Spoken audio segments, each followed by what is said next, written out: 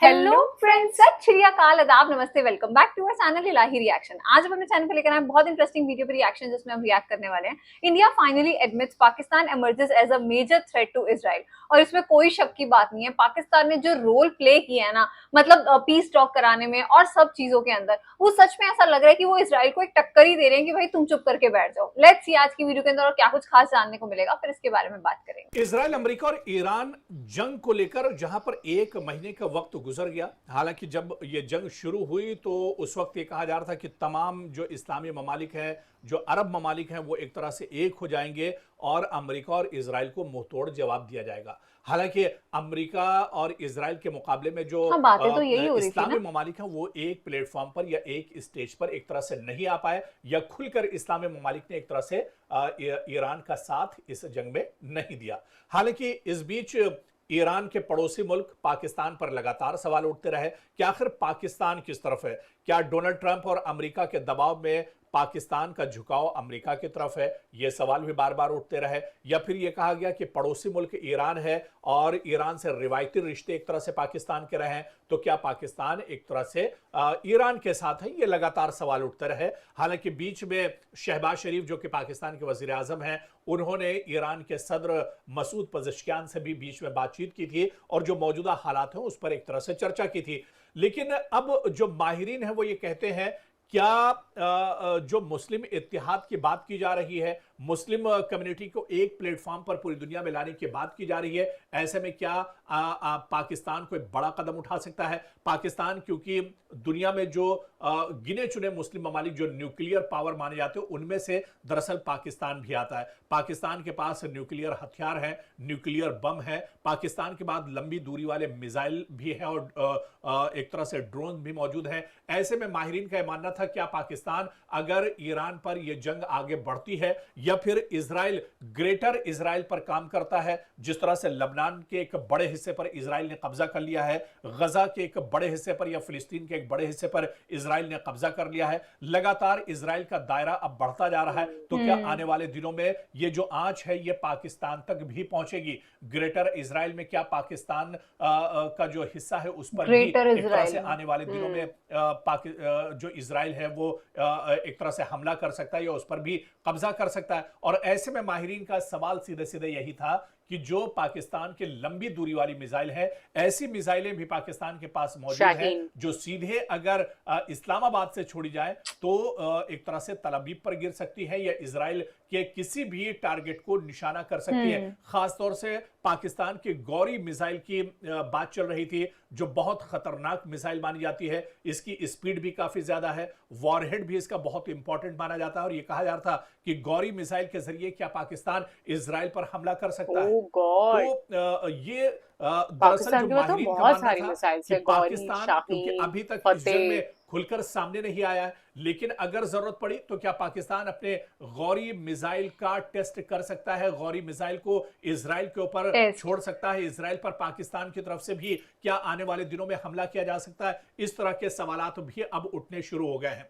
क्योंकि पाकिस्तान का गौरी जो मिसाइल है ये लेटेस्ट मिसाइल माना जाता है, बहुत खतरनाक मिसाइल माना जाता है और इसका जो वॉरहेड है ये काफी ज्यादा धमाका खेज रॉकेट्स को लेकर एक तरह से उड़ान भर सकता है और बहुत कम वक्त में तल अवीव तक एक तरह से इस्लामाबाद से पहुंच सकता है।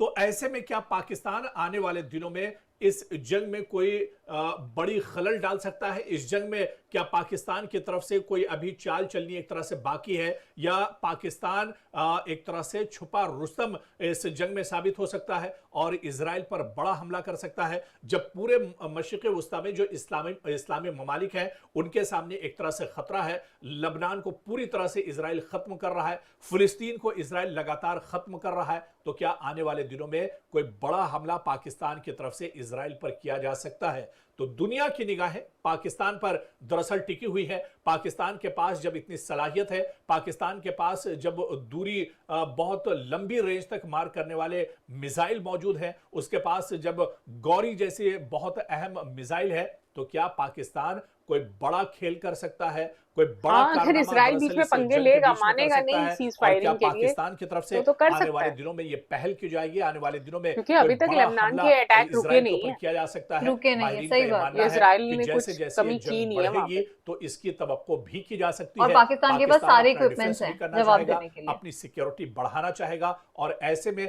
अगर ये जंग ईरान हारता है तो मशरिक़ वस्ता में अगला जो निशाना इजराइल या फिर अमेरिका का होगा वो आई डोंट दरअसल थिंक ईरान फिर ने हारना पाकिस्तान सीखा हो है। सकता है। और पाकिस्तान अपने को बचाने के लिए ये बड़ा कदम उठा सकता है। गौरी जो मिसाइल है उसको लॉन्च करने के बारे में इसराइल भी कभी सोच भी नहीं पाकिस्तान कहीं सकता ना भाई कहीं सोच पाकिस्तान में सकता है। हमला करने का, लेकिन जंग को एक इम्पॉसिबल। से महीना पता है गुजर चुका चाइना है। का सपोर्ट हालांकि इस है, जंग के बीच रशिया में का सपोर्ट है पाकिस्तान पाकिस्तान का को, जो रुख है वो बहुत इट्स हार्ड। साफ नहीं है। हालांकि पिछले दिनों जिस तरह से खबर आई थी कि इस्लामाबाद में कई ममालिक के वज़राए खारजा जमा हुए थे और इस जंग को लेकर उन्होंने गौर व फिक्र किया था। हालांकि इस बातचीत का कोई नतीजा तो नहीं निकला है। लेकिन जंग अगर और शदीद होती है या ईरान पूरी तरह से ये जंग अगर हार जाता है तो फिर पाकिस्तान क्या करेगा, इस पर भी पूरी दुनिया की निगाहें एक तरह से टिकी हुई टिकी है। हुई है। इजराइल और अमेरिका दोनों ही वल्नरेबल हैं, दोनों ही खोखली पावर हैं। मैं हमेशा से कहता आया था कि बात तो सही इजराइल है यार, को तो दोनों एक खोखली बुलबुला पावर्स बनाकर है। रखा गया है, क्योंकि इजराइल के आसपास किसी के पास आर्मी एयरक्राफ्ट नहीं तो है। हमने देख लिए उसके स्टेल्थ ना एयरक्राफ्ट हमास अमेरिका के के। पास, ना हिजबुल्लाह के पास, ना सीरिया के पास, ना लेबनान के पास, और ना ही कोई और आर्मी ऐसी जिसका कभी उसको मुकाबला करना पड़ा। उसके हवाई जहाज उठते हैं, अटैक करके चले आते हैं। सही बात काश है। कभी कोई ऐसा दिन होता जब उसके सामने कोई फुल फ्लेजेड आर्मी होती, फुल फ्लेजेड, जिसके पास एयर फोर्स है, नेवी है, टॉप लेवल के आर्मामेंट्स हैं, एयर डिफेंस सिस्टम है।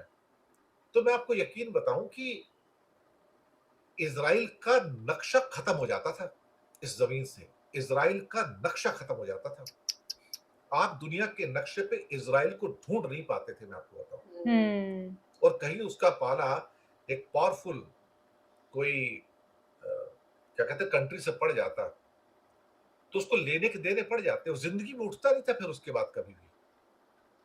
उसको क्या है कि गुमान हो गया कि मेरे सामने कोई है नहीं, तो मेरे हवाई जहाज जाएंगे, अटैक करेंगे, मेरी मिसाइल जाएंगे, अटैक करेंगे, उनको गिरा नहीं सकता।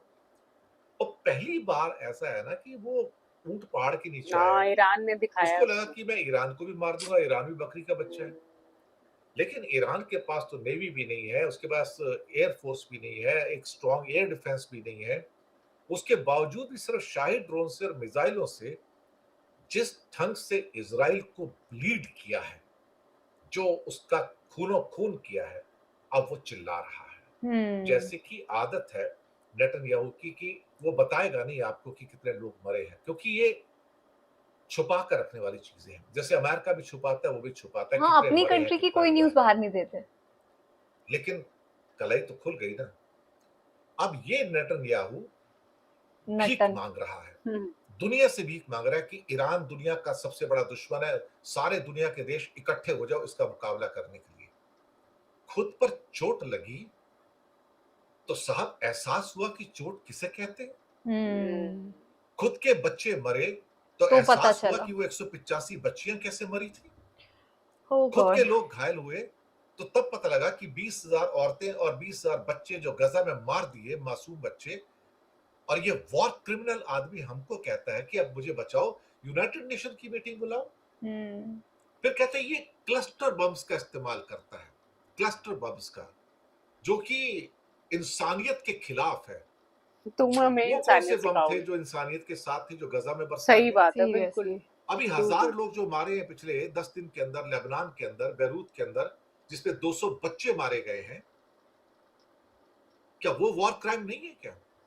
आज ईरान के वॉर क्राइम नेतन्याहू को याद आ रहे हैं, क्योंकि आज पहली बार चोट पड़ी है ना। और चोट अब सीधी पड़ेगी साहब, जगह जगह पड़ेगी। वैसे 2006 की बात है, मुझे लगता है, जहां तक मुझे याद है, जब इसी इजराइल ने क्लस्टर बॉम्ब्स का लेबनान पे इस्तेमाल किया गया था। शायद वो भूल गया क्या? अच्छा। आज वो कहता है कि ईरान के क्लस्टर बॉम्ब्स इंसानियत के खिलाफ हैं। तो जरा याद दिला दो उसको कि तुम्हारे क्लस्टर बम जो तुमने यूज किए थे 2006 के आसपास लेबनान में, वो उनका क्या क्या? थे बाय द वे? वो क्या इंसानियत के प्रेमी थे या इंसानियत के दोस्त थे क्या वो? 2006 में यूज किए थे। मुझे लगता है कि इजराइल के जाने के दिन आ गए हैं। अगर इजराइल की यही हरकत भेज भी देना चाहिए। तो मैं आपको दावे के साथ कह सकता हूं कुछ सालों में आपको दुनिया के नक्शे में दिखेगा ही नहीं। इजराइल देखने को नहीं मिलेगा। जो उसके खिलाफ आज नफरत है लोगों की, जो ज्यूज के यार खिलाफ ये जो नफरत है नेतन्याहू लोगों ने की, ना बेड़ा डुबो बेइंतहा दिया इजराइल नफरत का। है। आप उस नफरत को बढ़ते हुए वो देखिए कितनी नफरत उसने गेन कर और ली। ये लोग भी एक सच दिन में। भागते नजर आएंगे। आज इसके साथ अमेरिका नहीं होता था, अभी इसी वॉर के अंदर आज की वीडियो के अंदर जितनी भी बातें उन्होंने करी ना, मुझे वो काफी अच्छी लग रही थी। मतलब ये बात बिल्कुल सच है, जो सपने नेतन्याहू देख रहा है ना कि मैं ग्रेटर इजराइल बनाऊंगा, ये ना हो कि इजराइल भी नक्शे से हट जाए। मतलब जितनी इसको बददुआएं लग रही हैं, और बात मतलब मुझे सारे इजराइलियों के साथ गुस्सा नहीं है यार। मतलब जो वहां के नॉर्मल लोग हैं, हमारे जैसे सिविलाइज पीपल होंगे, उन लोगों का तो कोई वो भी नहीं होगा, उन्होंने तो कभी सोचा भी नहीं होगा कि हमारे साथ ऐसा हो रहा है, और मतलब उनकी जाने जा रही हैं या फिर उनके ऊपर मिसाइल्स गिर रही हैं, बॉम्ब्स गिर रहे हैं, जबकि ये सब काम तो कर पॉलिटिशियन रही है। और मेन ये नेतन्याहू के ये सारे जो हैं, मतलब ये सारी गेम प्लान्स हैं जो सब चल रही हैं, पता नहीं कब जाके इनको समझ आएगी कि he should settle down. But आज की जो वीडियो थी ना, वो बहुत कमाल की थी। यार इजराइल को ये बात सोचनी चाहिए कि मतलब यूएस जैसा देश जो अपने स्टेल्थ एयरक्राफ्ट को लेकर इतना ज्यादा ईगो में रहता था कि हमारे पास तो स्टेल्थ एयरक्राफ्ट है, ईरान हमारा क्या बिगाड़ लेगा, लेकिन आई थिंक ईरान ने अपने क्लस्टर बॉम्ब्स के साथ और अपनी कुछ ऐसी मिसाइल, कुछ ड्रोन्स के साथ आई थिंक उन्होंने हमले किए और उससे उन्होंने यूएस जैसे देश को धूल चटा दी। तो भाई इजराइल तुम सोचो तुम्हारा क्या होने वाला है। तुम्हारे साथ तो बद्दुआएं भी हैं। तुमने गाजा में जो किया, फिलिस्तीन में जो किया, लेबनान में जो तुमने 2006 में तुमने क्लस्टर बॉम्ब यूज किए हैं। सोचो तुमने जब इतने देशों में बर्बादियां की हैं, भाई कभी ना कभी तो तुम्हें भी ये सारी चीजें फेस करनी थी। अब तुम्हें ये चीज सीखनी चाहिए कि अगर पाकिस्तान मीडिएटर बनके ये चीजें सॉल्व करा रहा है, आई थिंक तुम पाकिस्तान के ग्रेटफुल रहो और उसे थैंक कहो कि भाई तुम बीच में आए, तुमने ये सारा मसला सॉल्व कर दिया। नहीं तो तुम्हारी तो नैया चल बसी है, क्योंकि ईरान तुम्हें कहीं से भी नहीं छोड़ने वाला। और बस आई थिंक जो भी चीजें हालात चल रही है ना, तुम यही बस दुआ मनाओ कि तुम्हें सीज फायर को कैसे कंटिन्यू रखना है। हमें तो आज की वीडियो काफी ज्यादा इंटरेस्टिंग लगी। उम्मीद करते हैं आप सबको पसंद आई होगी। इस वीडियो को लाइक और शेयर करना और चैनल को सब्सक्राइब करना मत भूलिएगा। और हम मिलेंगे एक नई वीडियो में, तब तक के लिए ओके बाय।